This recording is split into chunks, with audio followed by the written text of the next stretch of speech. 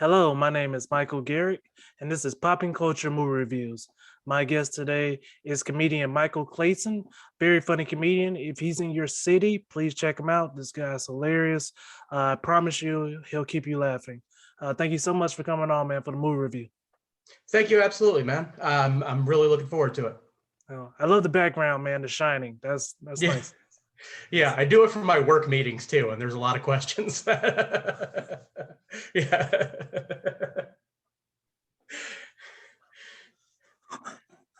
Okay. Yeah. Oh, snap. That's hilarious. Yeah. Okay. All right. The movie we'll be reviewing is The Suicide Squad 2021. Um, Before we get into it, guys, we'll try our best not to spoil anything for you guys. But before we jump into the review, do you believe they should watch it? 100%. I thought it was fantastic. It might be my favorite DCU movie so far. Wonder Woman was probably my favorite prior to that, if we're not counting Joker, which I think Joker was well done, a little derivative, but it was good. The only problem I had with Wonder Woman is I thought the third act got a little sloppy. The villain, like with the villain and things like that. I felt Suicide Squad knew what it wanted to be. James Gunn knew what his objective was with the movie and what the movie he wanted to make. And not only did you get it, but I had a blast the entire time. Yeah. It, the sad part for me is, and it's still a great film, but after I watched The Joker, and then one of my friends, comedian Ben Stacy, shout out to him. He told me to watch Taxi Driver, and Yeah. Taxi Driver is just better. Like I just saw it, and I was like, this is a better film. So watch Taxi Driver and The King of Comedy, which is also a Scorsese movie. And also, if you're a comedian, just watch King of Comedy because just the dark sense of humor King of Comedy has, I've never felt more uncomfortable in a movie than in King of Comedy while laughing Really? at the same time. But if you watch The Joker, it literally feels like they just mashed up Taxi Driver and King of Comedy. Okay, Um, cool. in fact, Robert De Niro plays essentially the Joker character in that movie, and Jerry Lewis essentially plays the Robert De Niro character in the Joker movie, which I'm sure was not accidental that they cast him in that role. Okay. Because after watching Taxi Driver, I was just like, oh, so they could make this movie in 2018. They would just have to cut out all the racism. Yeah, yeah, there was a Yeah, lot of racism. yeah, and they made the Um, Joker. Yeah. yeah, well, it's funny too. Scorsese is one of my favorite directors, but he plays the guy in the back of the car who says he wants to kill his wife. Yeah. And he wasn't supposed to. It was supposed to be a guy that just didn't show up for the movie. And then so he just filled in for the role. I love Scorsese, but there is a part of me I'm like, you are really comfortable saying all these racism lines, I like love a little Quentin too Tarantino. comfortable. Yeah, it's kind of like Quentin Tarantino. I love him, but it's just like, ah, man, all right, all of them, all the N words. All right, Yeah, all yeah. the N words. All right, buddy. Sorry, guys. We'll get back to the Suicide Squad. Um, this movie, in my opinion, is just James Gunn having fun and making a film that is completely him. As you saw this movie, uh, do you feel like it's too much like Guardians of the Galaxy, or do you think he threw in just the right amount of elements to make it not So like Guardians, but close enough? the short answer is yes, but to dive into it, James Gunn started out with a studio called Troma Pictures. And Troma's kind of famous for making these really crazy low budget, like sci-fi movies like Toxic Avenger and Class of Nukem High that are very, very irreverent, have very kind of like overly violent, overly absurd sense of humor. I essentially felt this is the first big budget Troma movie we've had where it's just a wacky movie, but I also felt like it was almost like a film version of like the Dirty Dozen or Kelly's Heroes or one of those like classic like 60s or 70s like men on a mission war movies. So I felt while you can certainly see the DNA of Guardians of the Galaxy, I think it's a very different thing. Ironically, my problem with the original Suicide Squad is I felt like it definitely was trying to coast off the success of Guardians of the Galaxy, of like these are kind of the bad guys trying to make good. And the problem I had with the original Suicide Squad, among many problems I had with the original Suicide Squad, was the Suicide Squad comic. The characters were always kind of lame, but you love them anyway.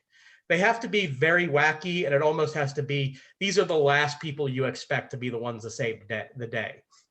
And I felt more than any superhero movie I've seen so far, they definitely embraced like the zaniness of it. You know, character like Polka Dot Man, you would not see in another superhero movie, and they not only have him in this, but they make him like endearing, and they make him a character that actually has like depth and like pathos to it. Yes. Uh, I agree completely. Um, like I said, guys, no spoilers. Of course, it's the people that we already know. But how good is it just to watch a superhero movie and not have plot armor? No, oh, it's fantastic, and I'll tell you something else that doesn't get enough credit. There's like 3 pro wrestlers now that have been in like big budget sci-fi action movies, and they, The Rock, Batista, John Cena. I'm a wrestling fan. I'm a huge wrestling fan outside of this. And I said, it makes sense that these wrestlers are doing so well in genre films, because genre films typically have silly ideas that you have to treat earnestly to make them work. And anybody who's worked for Vince McMahon has had to be part of some bullshit stories and had to sell them with a straight face. I mean, one of my favorite wrestlers, Eddie Guerrero, had a ladder match with another wrestler for the custody of a child. They had the custody papers hanging above the ladder. So like, if you're having to sell that shit seriously, a giant starfish is not going to fuck with you. Like, it's not going to make you feel like I can't buy into this.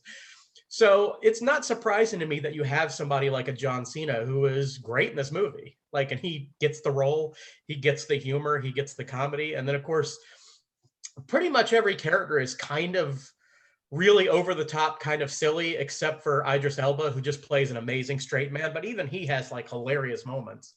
But they just round out this cast of just these very odd character actors that are a lot of fun. Nice, nice. Um, the to go back to what you said about Polka Dot Man and many of the other villains of the movie, Yeah. um, this was some deep cuts. Like I knew Yeah. Polka Dot Man was, but a few of the other guys, I really had to like Google and like find like some of them only have 2 issues or maybe 3. Yeah. So I thought that was like very good of James Gunn to be like, nah, just show me the guys that you will never see again. Like bring them out. Yeah, and because of that, the reverence for the source material isn't quite as heavy, because I don't think that movies have to follow the original source material 100%, but you want it to be faithful. But if you get kind of these C-grade characters, you can kind of do whatever you want with them to a certain degree in the audience, and for the most part, except for like the 3 polka dot fans that are like, he didn't do that in the comic, like, are going to be a little bit more willing to have you kind of use your creative voice through it, which I think is one of the smart things. Um, and there's been some examples of that. I mean, Aquaman doesn't really look or sound or act like anything like Aquaman does in the comic. But it worked for what it was, I guess. Like, it was supposed to be kind of a silly, over the top kind of Fast and Furious in the water movie, and I guess that it achieved that goal. But Suicide Squad, I think, nailed it so much because it delivered on the promise of like, we're really going to go all in on this. And also didn't lose the heart. Like, it's certainly an over the top gory movie. It certainly has like, but I mean, like, there's a scene, I'm not going to give it away, but there's a scene with King Shark, where he's doing something kind of childlike, like in an aquarium, and like it should not fit in an R movie, but I found it like strangely like endearing, and Yes. kind of added something to the character. You spoke about this movie being gory. This Yeah. guys, I mean, like it's gory. Like it just caught me like off guard completely. Like just the first 10 minutes, I was just like, okay, like they're going there. Like they're not pulling back. Like these kills are kills. Well, in regards to the first 10 minutes, it's going to be hard to top the first 10 minutes for me for the rest of the year. And, the year's still young in a lot of ways, but the movie certainly tries to set you up that you're watching one sort of film and then completely just backhands you as hard as it can and lets you know, no, this is a completely different film than what you're accustomed to. And in a cool way, Somebody asked me if they hadn't seen the original Suicide Squad, would they be fine? My girlfriend actually had not watched the original Suicide Squad, and she totally got it. And anybody that's worried about that, the movie establishes, and I won't go into, but they established this is a different movie immediately, and they do it very well. Oh, they're quick with it too. There's like blah blah blah Yeah, blah blah blah. Let's get to the action. Like yeah, it's yeah. a very straight shot the way they did it. Um, be the audio, background noises. We'll get into the soundtrack later, but just the way they use theme music and the background music. Most of these scenes, you're big into horror. I'm big into horror. Would you Yeah. agree that most of these scenes, if they wouldn't like having light music in the background, if they just used a bunch of horror music, some of these scenes could be like very Oh yeah. scary. Oh yeah. I mean, it goes all in terms of the gore, and music is such a big contributor to films anyway. Well, it's like I've said multiple times. The most important person to Star Wars was John Williams. Like, if you take away the music from Star Wars, like it feels like kind of just a kind of goofy space movie. But that gave it gravitas. It gave it like emotion. It gave it weight. When you're looking at Luke looking at the two moons and they're playing that music, like you actually feel like how you did in college, like where you're like, what's ahead of me in my life? What's the next step of my life? Like, and for music to be able to evoke that is remarkable. And they definitely do through the soundtrack try to let you know, hey, this is all in good fun. I know this is fucking insane, but this is why we're here, is to see something that we're not really accustomed to seeing. You're right about that Star Wars thing because it does turn into Spaceballs without that soundtrack. Yeah, yeah, and I'm not downing Star Wars. It's one of my favorite films, but it's just there's very very simple elements to a film that can make it different. I mean, heck, you're talking about Taxi Driver. That score adds so much of the tone to it. It's got kind of that smoky, jazzy score, and it kind of lures you into it. And if you didn't have that, I mean, if they played like some ominous Conjuring music, you could probably put that over Taxi Driver and it would have a completely different tone. Exactly. Um, John Cena. We talked about Idris Elba, which Idris Elba is like he's already a great actor. You know when he's in a movie, you know what he brings to the table. But John Cena, I haven't seen a lot of movies with him, but I have to admit the guy's a good actor. Like I didn't like He's a great actor. To me, the quality, especially for like a genre film, like for sci-fi fantasy or something like that, is, and specifically for comedy, the biggest thing I look for is a lack of vanity. John Cena has no vanity when he takes on a role. Like, you never feel like John Cena's worried that he might look goofy. He's worried that he might look odd here. He's worried how he might come across. He commits to the role 100%. I mean, it's interesting. John Cena is an interesting figure in wrestling because he's a babyface, or a good guy, as they call it in wrestling, but he gets booed by half the crowd. But the reason he's still so interesting is even the crowd that boos him kind of are captivated to watch him. Like, he's just a captivating person to watch, and he never changes his character based on the reaction. He's literally just that guy whenever he gets into the role. And he commits that in film, and I'm liking that he's playing kind of like these villain roles too, because he's always been like the perpetual good guy. He essentially plays like a villain in Fast 9. Which, by the way, quick review, I did not like that movie, and I actually liked the Fast and Furious movies, but it was not good. But I liked him in it, and I loved him in this movie. I thought he was such an interesting kind of take on kind of like a villain trying to make good character. The fact that he's committing to wearing that ridiculous outfit for all the promo press too, I love him for. That's amazing. Yes. One last keynote, what you said about John Cena and wrestling. I have a friend that hates John Cena, like with a passion. And Yeah. it's weird because I thought she hated him for wrestling. Apparently, back in 2005, her dad was a big John Cena fan. And she said she had to listen to his rap album that whole year. And she was if like, I had to listen to that entire year, I'd get it. yeah. She was like, Michael, the whole time I just had to tell my dad, like, this is not good. Look, I don't care. Like, this is not good. But yeah, this guy he truly blew me away in this film. Have not seen Fast 9 yet. I definitely need to check it out. I just didn't get a chance. But it's good to know that he's making back-to-back hits. I mean, when it comes to Yeah, movies, I mean, he's really taking the Fast 9 John will make Cena approach. Fast 9 is making money, so like he's gonna be fine, like Yeah. whether or not I like it. Like, Yeah. but this Not movie, John I mean, Cena.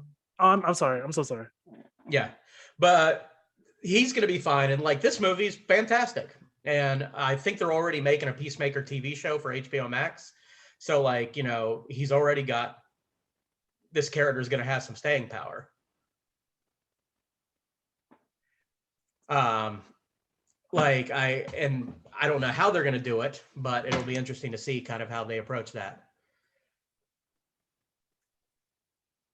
Yeah, as a peacemaker, he may may not survive. They may bring him back as a ghost. We we don't know. Yeah, yeah, it's well, that's one of the other things I like about this movie, and without like spoiling or anything, they this film has real stakes. Like you aren't guaranteed that everybody's going to be completely safe. I mean, one of the things that James Gunn said is he wanted an R rating because he wanted it to feel like a war movie. He said war movies are kind of brutal. War movies, not everybody's coming home. In war movies, there's going to be, consequences to it. Now, they go about that. That sounds like Saving Private Ryan. They go about it in the most wacky way possible. It sounds But like they the stick. worst recruiter ever. Hey man, not everybody comes back home. Yeah. Sign these papers. So it's hilarious because have you ever read Richard III by William Shakespeare? Yes. So what I love about Richard III is when you read Henry V, they have that St. Crispin's Day speech, and it's like the most motivating thing ever. It's like, even if we die on the field, we'll die as brothers, and like we're in here. And the Richard III speech is like, we're probably not going to make it, and I'd love to say I'll see you in heaven, but we're all terrible people, so we're probably going to go into hell. So like, let's go ahead and do it, and let's, I forgot about that. It's so fucking funny because it is like the most gallows. Richard III is hilarious in like the darkest way possible. And Suicide Squad was kind of built on that idea in the comic, was that they are getting people that you're not supposed to give a shit about to go and fight a war that they're going to die in. And you end up caring about the characters. You end up actually caring about them. Also, I got to tell you right now, Viola Davis is a hardcore bitch in this movie, and I love it. Like, because they had her play the character like clearly had like you never knew if she was kind of on the good or bad side. They had her be kind of emotionally ambiguous, but in this, she is fucking ruthless, and I loved it. Like, and I think what I love more than anything else is not only just with like the R rating and the violence and stuff, but James Gunn said, like, if we're going to have the characters go this direction, let's have them go it. Let's have them really go in that direction and be that person. And it makes them come to life in a way that, like, David Ayers was not able to do quite as well. It might have been the limitations for the rating, too. But she blew me away in this movie. Yeah, all her scenes you remember. I put it like that. She definitely left a memorable performance. And she's funny. She's funny. Yeah. Yes. One deep cut. You are into comic books, I believe. I remember you told me you were in comic books. Compared to the comic book to the movie, how well are the costumes? I'd say the costumes, similar to how they did Harley Quinn, they certainly take their own creative liberties, but I feel they're certainly in the vein of what you would see in the comic. As you said before, some of these characters only had 2 or 3 appearances. So some of them might be vastly different from what I've seen in the comic. But like I remember Polka Dot Man, and he certainly had a costume that was reminiscent of the comic. Harley, I would say the color scheme is even closer to what she is in the comic this time. Bloodsport is pretty close to the comic. Peacemaker is that much of a Captain America douche. Like, they definitely, it felt like somebody that loved the source material and got what made the source material entertaining. Like Suicide Squad, I think the thing that kind of made me feel insulted by the first movie is it felt like they watched Guardians of the Galaxy and they were like, oh, we need our bad guys that turn good movie. And I felt like that was all that they thought about it. Is they're like, let's just get a bunch of characters. Let's get like, you know, Diablo. We need a fire guy. Like and all their powers in the original one too kind of seem like they didn't seem weird enough. Like Suicide Squad literally was like, listen, we got the bare minimum of what you can call a superhero to fulfill this mission. And we're pretty much expecting all of them to die because, look, quite frankly, they suck. And then they like continue like succeeding. I mean, the movie has a lot in common with Tropic Thunder in that like it's a bunch of people, it's the last people that should have any business saving the day that end up becoming heroes. Um, and I felt this movie captured a lot more because if you watch the original Suicide Squad, yeah, if a dude's shooting fire, he probably should be able to kick a considerable amount of ass. That's not surprising in the movie. Like, and when they tried to go like, oh, you know, you'll find your, you know, your energy to come back. It's like, well, this dude has an amazing power. If you're a dude who shoots polka dots, to make me believe that you actually can be a formidable opponent against the enemy, that's a sell job. That takes some work. And they did it amazingly. I compare these. I'm a nerd. I don't know if you are. Yeah. But I compare the first Suicide Squad and this Suicide Squad to like the first one being like a horrible game of D&D, and this one being like a way better game of D&D, but you're still mad because the guy that's doing it is like killing everybody off. It's just like, come on, bro. I remember going to a D&D game, and the dungeon master just didn't like this guy. So he had been building the same character for 6 years. So within 15 minutes, he just kills the guy off. Yeah. Like shoots him with a fireball or something. And I was like, and see, I started laughing and like everybody got mad at me, but I'm like, literally, if you can have a power trip like that as a dungeon master, that's incredible. And I love D&D. I've had great dungeon masters, but you can have a power hungry one that could just be garbage too. Yeah, I've definitely ran into those, and each time it's just been like, oh, I mean, never to me, but like, oh no, I guess those guys do have beef. To get to the soundtrack, James Gunn. I don't know if it's James Gunn, his friends, his family, whoever's in his ear that's like, yo, you need to check this out. He never lacks on soundtracks. Like this is an amazing soundtrack. I listened to it earlier today. Well, and I'll tell you if you agree with me on this. Of course, Guardians of the Galaxy, one of its strengths is the soundtrack. You know, people still play their soundtrack all the time. Would you agree that even though both soundtracks are amazing, completely different tone for both? Oh yeah, exactly. Yeah.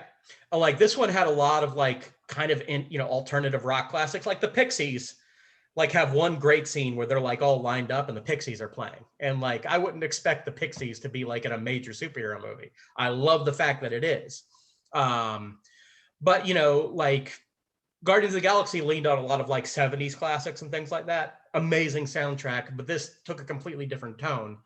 And I like that Gunn kind of has a knack for music in a similar way that like Tarantino does in terms of it's an actual character in the film in a way that not a lot of directors are able to do.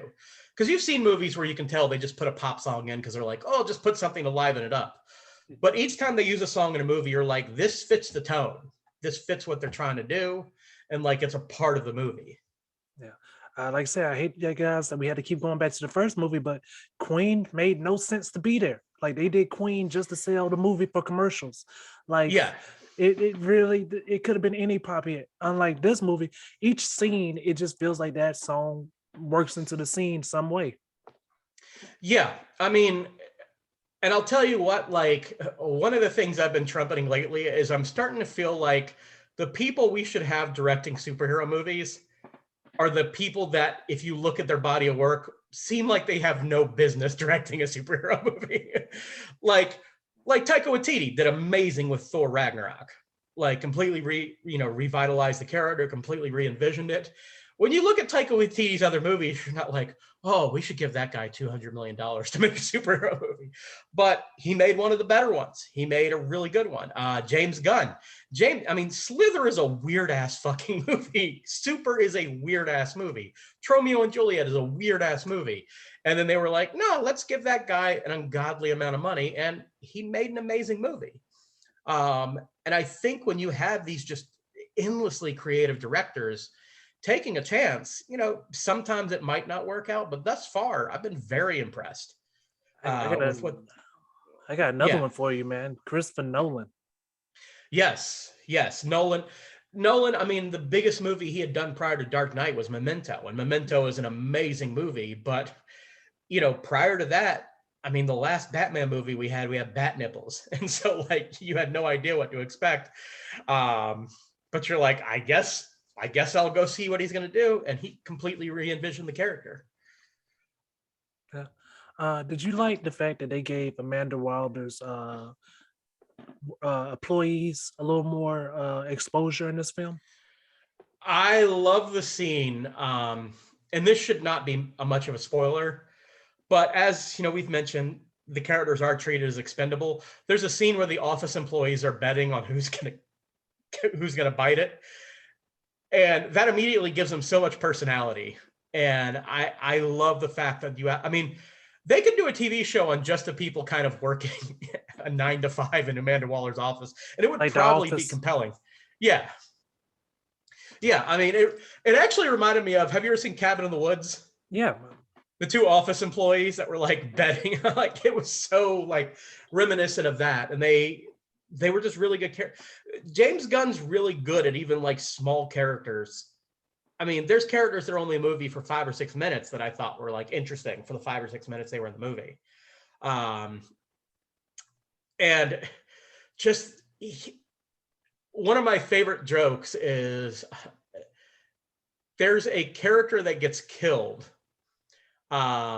later in the movie, but they do this humorous exchange where they call out how expendable and how trivial his presence in the movie was. And to play that joke out for that long and to commit to the bit that long, like the balls to do that. Like I literally wanted to like get on my knees and like hail James Gunn, because I'm like, what is this motherfucker gonna do with this? And then it totally paid off. And I was like, I love you. I love you. It's like when you watch like Community and they would have jokes that would run over like 14 or 15 episodes and then it would pay off. Like the commitment to do that is amazing. Yeah. And then to have it like to sell it so well, like because some we're both comedians. You can Yeah. you can tell a story, make it like a minute and a half, but if that punchline isn't strong, you just wasted a minute and a half. Yeah. I had a friend of mine when I first started comedy in Charleston. We did a show at Daniel Allen Grill. He had like a 3-minute story that was about a friend of his roommate coming out to him. And he, it was a very sweet story, actually. It was funny, but it was very sweet. But in order for the story to work, you had to know at the beginning of the story that his friend was gay. He goes into this 3-minute story. He's very high the night he did this joke. And then when he gets to the story, he realizes he didn't give you the crucial piece of information at the beginning of the 3-minute story. And then it just crumbled around him as he was doing it. And the reason it was hilarious is I'm not laughing at his expense. We've all had those moments where we realize we left out a key detail. And it's one of those situations that we're like fraternity brothers watching somebody new getting hazed. It's like, oh, thank God this isn't me now, but I know my time's up pretty soon. Like, I'm not gonna lie, man. The first time I had a friend laugh at me bomb, I was upset. And then about a month later, I saw one of my friends bomb and I got it instantly because it was like stuff that he had said that he killed before. So when I saw it, I was just like, oh, this is hilarious. Like, this is the best. Like, it's like you feel like you're on the ride with him, just like, yeah, buddy, yeah, I don't know how you gotta like just park the plane. You're not gonna take off. I don't have a kid, so I don't know the joy of like when you have like a child for the first time, because everybody says it's like the greatest day of their life. I love my girlfriend, but we're not married yet. Right now, the greatest joy in my life is when I watch a friend of mine who I know undoubtedly is funny bombing. And like and they feel the same way about me too. I have no illusions about this, but like there is no greater joy in the world than knowing they're funny. Because watching somebody who's not funny, it just feels sad after a while. Because it's like, I know how much this means to me, and it's painful for me to watch that. I don't want to see that. But if I know you're funny and you're eating shit, it's going to tickle me to no end. Like, Because especially like, have you seen the people like kill, like they constantly kill, and you see them Yeah. and it's just like that confused face for like a half a second, where it's just like, oh, this is not good. This is not going to get better. Like, Well, the best is when they do, like if you have like a 10-minute set and you see somebody who's always killing, and then about 2 minutes in, they're not killing, and then you know what their best joke is, and they pull out the best joke and that doesn't work. So then they know, okay, I got 8 minutes of this shit. That'll be the 8 funniest minutes I have for like the next 6 months. Like, you ever slip up and laugh out loud though? oh yeah. Oh, well, I haven't slipped up. I have laughed audibly in the back of the theater where my friends can hear. Like, I'm not good at poker facing that shit. Like, and they've laughed at me. I mean, I have had times where there was no laughter at my jokes except my best friend in the back of the comedy club or the room dying laughing and just having a soundtrack to my failure. I like that soundtrack to my failure. That's good. That's a good metaphor. Sorry guys, we'll get back to the movie. The key thing that I think that really puts this movie well isn't the action. I don't believe it's not the gore. It's really the humor, and we spoke about that just a few seconds Yes. ago. But like, why do you think the humor is so important in this film? Because they don't try to just so what script doctors are, right? And for people who don't know, there's a lot of movies where they'll write a movie and then they'll have like comedians or somebody that's good at humor writing come in to kind of punch up the script to just throw a line here or there. There's a lot of comedies, and Suicide Squad 1 felt so much like this. It felt like they wrote kind of a serious script and they had somebody come in and just pepper jokes in there. The jokes in this movie say something about the character. They don't feel, the jokes that fit each character don't feel like they could have been like the jokes that Polka Dot Man has, the funny moments of Polka Dot Man could not be done by Bloodsport. The funny moments with Peacemaker could not be done by Harley Quinn or vice versa. Like, they're very, very specific to the personalities and to the characters. And you have to give a shit about the characters. That's the number one thing. I've told you, as well as I do. We've seen comics before where we think they're pretty funny, and then once we get to know them and like get to like them as people, then it makes their stuff even funnier. And like, that's the key to like a good comedy, is you have to like the characters first, and then their situations endear themselves to you. I think James Gunn gets that instinctively. He doesn't think, listen, we could totally just go like, fuck you, and that's kind of funny on its own. But like, if we know this one character is kind of antagonistic and this one character is like, I'm not dealing with this, that makes it so much better. That's the first thing with it. And then I also think like James Gunn just gets that it's not just about landing a joke, but having a joke that actually pushes the story along and adds something to the situation. Nice. The pacing. This movie is paced well. It's 2 hours. It's over 2 hours, guys. But I promise you, it does not feel like 2 hours. Please stay for the post-credit scenes, of course. But I guarantee you guys, it does not ever feel like a 2-hour movie. What, if any scene, is there any scene that you would take out? Actually, no. And it's so remarkable you mentioned the pacing, because my biggest issue that I have with the first Suicide Squad, there were times where the pacing would be very frenetic and the editing would be very quick chopped. And then there would be long takes where like nothing kind of occurred. So it felt like it kept starting, stopping, and there was no flow to the pacing whatsoever. And I'm a huge superhero movie fan. I'm a nerd and I love comics. I love superhero movies. Pacing is often one, if I have any issues with a superhero movie, it's like, I love Guardians of the Galaxy. There's a slight pacing issue about halfway through. Not a major one, but there's a slight one. Even like, Endgame and Infinity War are masterful movies. They're amazing. But if I had to have any objections, there's some slight pacing issues in Endgame, just when they're going back in time and things like that. This movie, honestly, they keep the pace energetic and it doesn't feel like it's rushed. Feels like everything's earned, but it feels like everything is moving forward. Nice. I totally agree. It's nothing I would cut out. This is just and the weird part is, and I hate to keep going back to it, but like, yeah, it's just weird looking at. It's kind of like what we said about Christopher Nolan. We have movies to look back on. We have Bat Nipples, and then we have Suicide Squad, the 2018 one, and it's just like this is what we could, this is what we had, and this is just way better. So Yeah, yeah. Well, they looked at superhero movies previously as a marketing tool, and that was it.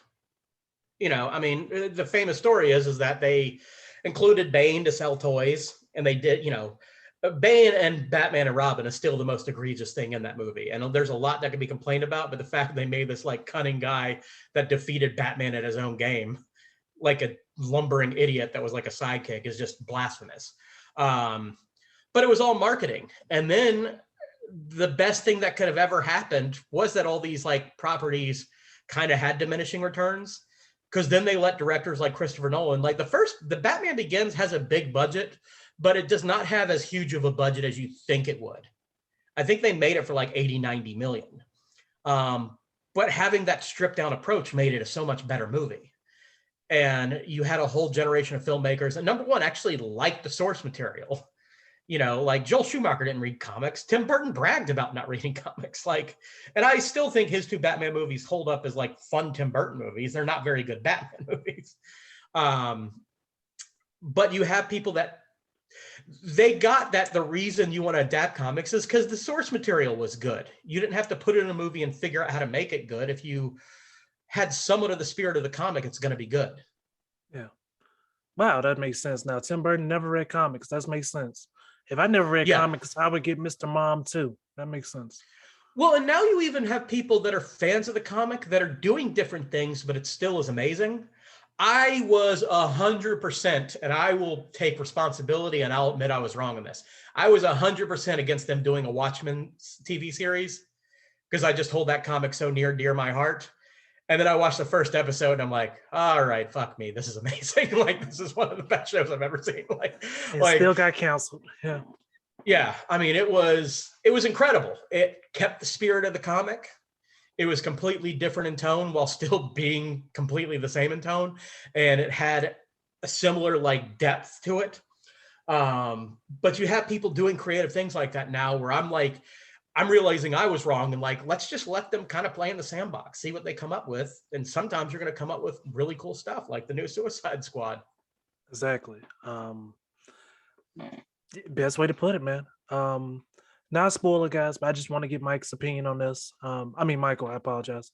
Yeah, it's all good. Either one works. Okay. Are you scared of rats now? Not spoiling anything, but are you scared of rats at all? I live in New York City. We that would well, the rat problem is not as bad as it used to be in New York, like by any means. I don't know if you know this, like in front of the Plaza Hotel, they used to have people that would pick you up in horse and carriage sometimes if you wanted to travel around the city. But the way they would get the horse and carriage to stop there is they would throw feed in front of the Plaza Hotel. And if you went out into the Plaza Hotel at night, it looked like the ground was moving because there were so many rats, like in front of like one of the nicest hotels in New York. So they quickly realized, oh, we got to stop doing that. That might be a bad look after a while in this city that never sleeps. So yeah, the rats used to be insane in New York, but you still see enough that I'm not like, I don't love rats, but I'm not freaked out by them. Rats are like water bugs in Charleston? Very similar, yeah. In fact, here's the funny thing. If you see a roach, if you see a roach in Charleston, it doesn't mean you live in a pigsty. You're going to have roaches no matter what. If you see a roach in New York City, it usually means there's something wrong with your apartment. But like, if a rat shows up in your apartment, you don't want it there, but it's not the worst thing in the world. Everybody's had to deal with it at some point or another. So it's almost like the reverse of what palmetto bugs are. Okay, cool. Well, 1 through 10, man, what would you give this movie? I would probably give it a 9. And, it takes a lot for me to give a 10. The only reason I would maybe give it a 9, and it's just, very, very minor complaints. The villain approach, I mean, I love the villain in the movie, and I love the way they approach the villain, but it's kind of villainless for a long stretch of it, and then they kind of like have a side thing, so that I'd take a little bit off. Um, Other than that, I mean, James Gunn got to make the movie he wanted to make, and I think the studio was wise to let him do it. And I go see every single superhero movie just because I want to support the genre because I love superhero movies and I'm a comic book fan. I saw Catwoman in theater. That's a level of commitment that few people will have, and I regret it. Your parents made you go, or you just went? I went because I'm like, even if my attitude is always, even if the movie sucks, if these make money, they'll continue making more. And the more they make, the more kind of like they'll take a risk on like obscure characters. Um, I mean, I love Why the Last Man.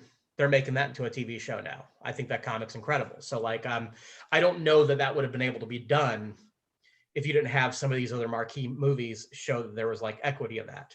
I like what they've done with The Boys. I actually think The Boys is a better show than I think the comic was.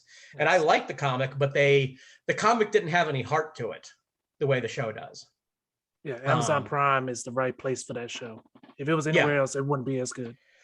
Yeah, it would be completely watered down. And I think Why the Last Man being on Hulu is going to help it too. So I try to support any kind of superhero project that comes out. I have to say, this is probably the best superhero movie I've seen this year. I enjoyed Black Widow. I liked it for what it was. But it had some problems, and it had definitely some repetition to things. This was top notch. This is probably my favorite DC movie. I think it was just a lot of fun. Yeah. Black Widow, I just got tired. I'm like, we know she's not gonna die. Stop doing these scenes. So she's not gonna die. We know it already. Yeah. I thought Florence Pugh was great. I thought David Harbour was great. Scarlett Johansson is a great actress. I'm not criticizing her, but those two I thought were the key parts of the movie. The storyline, if you asked me based on the trailer to write what I thought a general plot of the movie would be, it wouldn't have been that far off from the plot that we got. And it wasn't bad, but it was like not anything new, I guess the best way to put it. Yes. I would also give this movie a 9. I had the same problem you did. They just kept no spoilers, guys. They just kept they couldn't give you a definite villain. They just kept you'll see when you guys see the movie, you'll see what I'm saying. They just kept shuffling the deck at certain points. Do you believe that this movie becomes a part of pop culture? I think so. I think number one, anytime you have these group of characters, you never know who people are going to connect to. I think those team movies at work always resonate with people a little bit more. I mean, Guardians of the Galaxy, do you know anybody who doesn't go crazy over that movie now? And those are the last characters anybody would expect.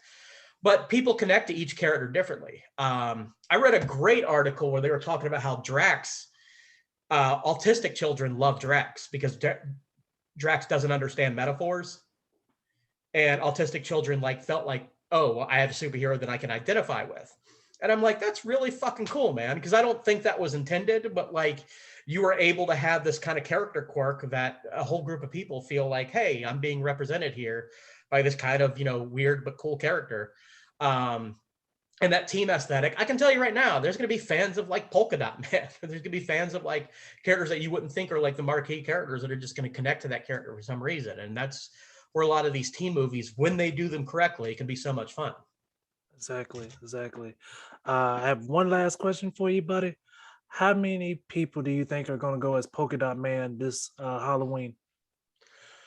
Ooh, I would say, the number one is going to be a number of hot girls dressing as Harley Quinn, because that's happened since Suicide Squad.